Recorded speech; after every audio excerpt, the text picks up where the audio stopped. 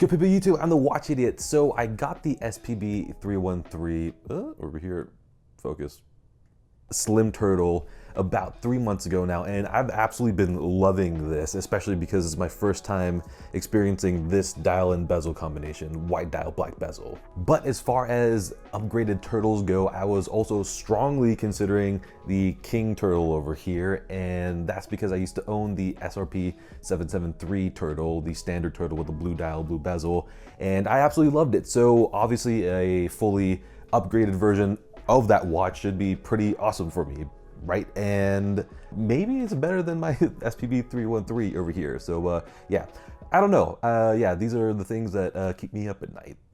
So in this video, I'm going to answer these questions, but this isn't going to be like a full-on comparison one-to-one between the Slim Turtle and the King Turtle, but rather it's going to be more of a review of the King Turtle through the context of one of its kind of main competitors and a watch that definitely could be cross-shopped against. And I'll do that by going over the details of the King Turtle, like the dial, case, bracelet, things like that, and I'll talk about how it fares against the Slim Turtle in those sections.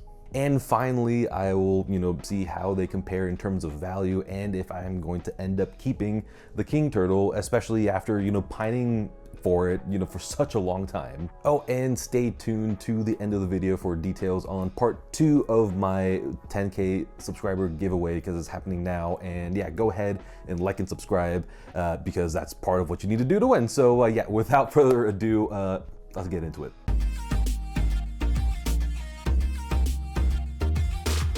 So let's do the dimensions here first, and yeah, if you've ever owned or handled a turtle, Seiko turtle before, yeah, it's exactly the same because it's just the same watch except, upgraded. So the case width comes in at 45 millimeters, which yeah, definitely might be scary to some, and it was for me before I got my first turtle, but yeah, it really doesn't wear like a 45 millimeter watch at all. I mean, the bezel is 42 millimeters and the dial is 32 millimeters. So yeah, and those dimensions are almost exactly the same as the SKX dial and bezel width. So yeah, that's why this only wears just a little bit bigger than an SKX. And yeah, if you can wear an SKX, then you can probably wear the turtle as well.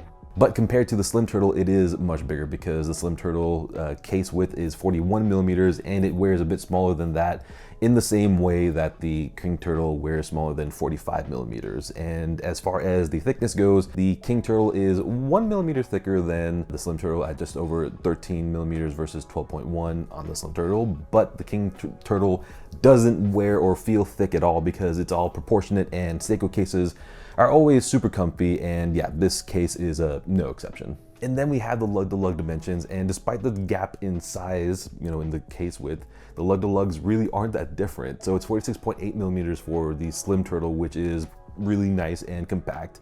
And then we've got 47.6 millimeters, just barely a millimeter more for the King Turtle, and that really helps the King Turtle wears so well on the wrist. And the other big difference is that the lug width is 22 millimeters on the King Turtle versus 20 millimeters on the Slim one. So yeah, that makes a really, really big difference to me, but I'm gonna get into that a little bit later on. Okay, so this is where the King Turtle absolutely shines, because this is where the bump in price comes in, because what we have here is what the community is calling a grenade dial, definitely a name that I need to be careful with saying online, that's for sure. But it's a three-dimensional raised square dial and you don't really see this sort of thing at this price point very often. And the three-dimensionality continues on because those indices are raised on top of that. And my absolute favorite detail of this watch, and yeah, probably, yeah, the main reason why I chose this model over the patty version is the fact that the hands and indices are vertically brushed. And since the borders on the indices are a bit chunkier, the brushed effect is even more visible and it looks incredible. And yeah, it's just such a simple way to add, just a big, punch of visual interest to the dial. And I gotta say, I've always been a huge fan of bilingual day wheels, just because it has just an extra little touch of flavor. But just on top of that day date window is the double Cyclops, which I am not a fan of. Here, it just takes up like way too much room on the crystal. And yeah, now that I mentioned the crystal, it's a sapphire crystal, and that is one of the big upgrades for this watch. And the Slim Turtle dial in comparison is way more simple, which might appeal to some, and it's by no means a bad dial. It's a matte white dial, it's well executed, and the indices are simple as well, but you know, they have this sort of black chrome surrounds, which is the same finish as the hands here. And while there's no brushing, like on the SPB313 and then the Steel Master, the way that the hands and indices change from dark to light in terms of the color in different lighting conditions is really pretty cool. So yeah, both dials are awesome, but just in different ways. And this is where the price difference comes in and where it makes a huge difference to me. And yeah, as you'll know, there is still some plastic on the bracelet of the King Turtle, just because I don't want to take it off and then size the bracelet, you know, just in case I return it. But that's okay, because I used to own the standard Turtle that I bought for like $300 or less. And yeah, it has the same off-the-shelf bracelet as that watch. And that's despite the $675 sticker price. And that's kind of what's to be expected from Seiko, since they tend to use the same bracelets in many price points. And it shows because the clasp is just a stamped clasp, and the links are single piece links, which are pretty comfortable, all things considered. So I wouldn't necessarily have any comfort issues with them. But the main issue with this bracelet is the fact that it goes from 22 millimeters down to only 20 millimeters instead of 18 millimeters. And that makes such a giant difference, because the watch head has so much presence and it's pretty wide, all things considered. So to have a bracelet that is pretty wide throughout the entire thing, it just makes the watch feel even bigger on the wrist. And compared to the SKX, which has a 22 millimeter strap code Super O'Boyer bracelet, the difference is abundantly clear. But you know, that being said, you can just buy a strap code bracelet for the King Turtle, but you know, that's just adding extra money to your purchase.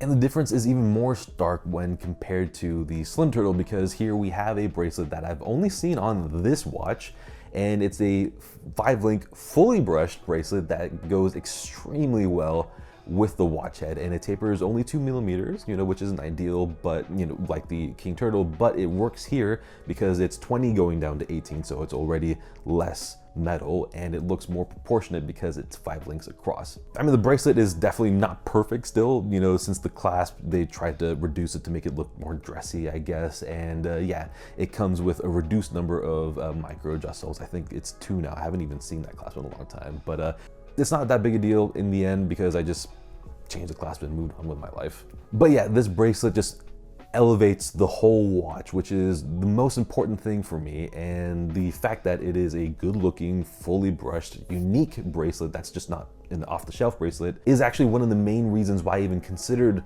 this watch in the first place. So the King Turtle case is an awesome one, even if it's the same as the standard SRP Turtle case. It's brushed on the top, polished on the sides, and it's super comfy on the wrist, you know, just like most other Seikos. And yeah, no complaints on that end. Oh, and it has drilled lugs, which I am a huge fan of, and that's a big plus point. But the big upgrade compared to the standard Turtle is the bezel, you know, both the grip and the insert, because the old version had that terrible SKX grip that offered pretty much no grip. But now we have a continuation of the grenade pattern on the bezel, and this not only looks really good because the base is polished and the top is brushed, but it's actually grippable now. So yeah, thank God for that. The bezel insert is something that a lot of people are gonna like, just because it is ceramic, not fully loomed though, and yeah, it looks great. You know, I love the way that the black ceramic looks in different lights, because sometimes it looks kind of grayish, and then obviously it's going to be completely scratch resistant as well. So yeah, happy days on that end.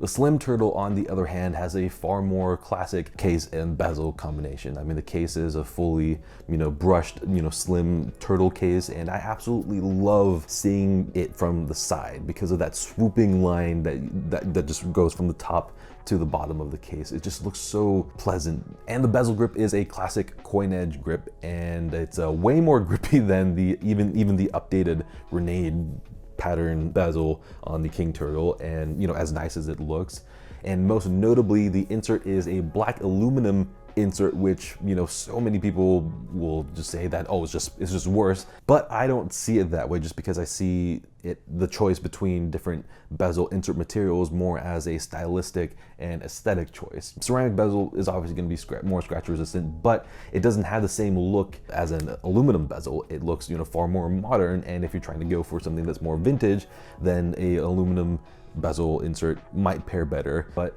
I really do like the extra contrast that comes from the matte black painted aluminum insert against the stark white dial.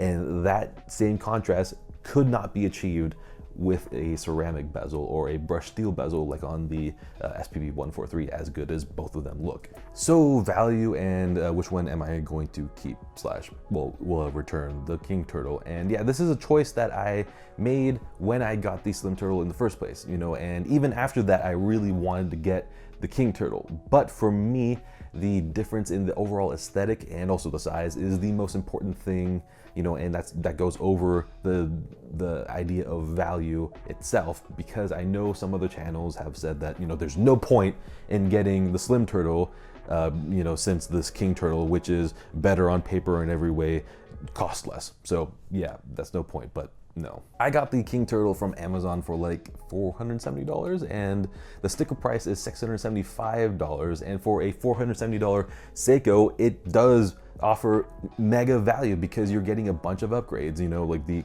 sapphire crystal, the big time upgraded dial and handset, the awesome looking and more functional bezel grip and ceramic insert. But do note how I said $400, $470 Seiko, because for a $470 watch, you know, all these things are usually a given, especially within the micro brand world. But watches are not experienced just on paper, because as well as it wears, it's still a big watch, and the overall feel of the watch is far more modern and sporty than the Slim Turtle. So if that's what you want to, then yeah, just go for it. Get the King Turtle over the standard Turtle, because I think the upgrades are totally worth the small bump in price, especially, you know, the market prices. But if you want a smaller, more versatile turtle, which is going to be the case for many people, including me, and yeah, then the Slim Turtle is going to be the way to go. I mean, I got mine for $865 from Namon Watches, and for that price,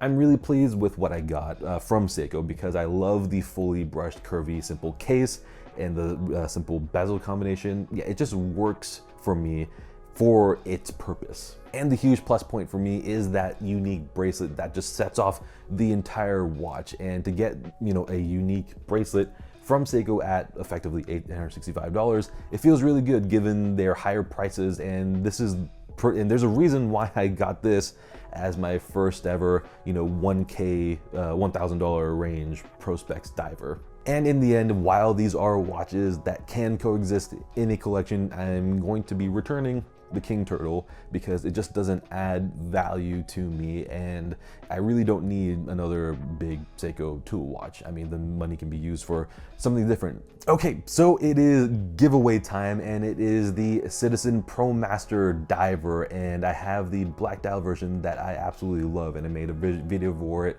almost a year ago. And yeah, with this new one, I mean, I was so close to just keeping it for myself, because this blue dial version looks so much better in person than it does in real life, especially that bezel. So yeah, but you know, nevertheless, it is here. It is for you guys, because you guys made this channel what it is right now. So yeah, what you need to do is hit the like button and the subscribe button, and comment down below which strap you'd want to put on this ProMaster Diver. I mean, it can be the factory strap, or it can be any other strap that you have. And also, you'll get extra kudos if you follow me on Watch Crunch as well. Yeah, everything is in the description, all the instructions and stuff like that. So yeah, then I will announce the winner in my next video, so definitely hit this notification bell as well if you want to know when that comes out. And so yeah, you can claim your watch. So yeah, until the next video, happy Thanksgiving, happy World Cup month, and yeah, good day.